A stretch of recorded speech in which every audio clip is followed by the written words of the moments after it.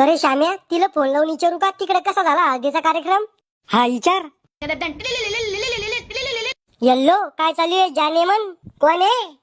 खेबड्या, तो बहिणीचा होणारा नवरा आहे. बोमला दाजी, काय म्हणता? अरे बिना गुळ्या, तो ऐशी काही काम नाही, तिच्याकडे फोन दे. मला सांगा ना काय काम आहे, मी सांगतो ना ताईला. असं का? एक चुम्मा पाहिजे होता.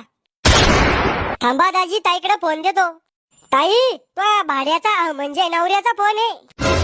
यल्लो, बोमला, कवा मी फोन तुला दिले का त्या खर्जुल्याला दिले?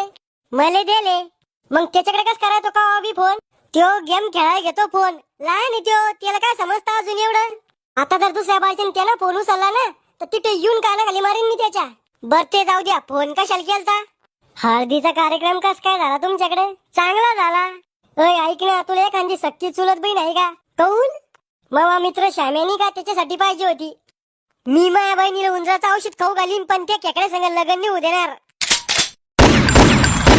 अहो लय चांगला आहे श्याम्या. तोंड पाहिलं का त्याचं? कोणी म्हणून म्हशीनं पाय दिला तोंडावर. बर ते जाऊ दे, तुझ्या घरच्याला आवडलो का मी? बाबाला आवडले, पण मम्मी म्हणी नवरदेवाचं तोंड परातीवाणी आहे आणि शरीर नागतोड्यावानी म्हणी. पण बाबांना जेव्हा तुमची प्रॉपर्टी सांगितली ना तेव्हा मम्मीनं हाव म्हणलं लग्नाला. मला आज माहित झालं की मग नागतोड्यावानी शरीर आहे आणि परातीवाणी तोंड आहे म्हणून.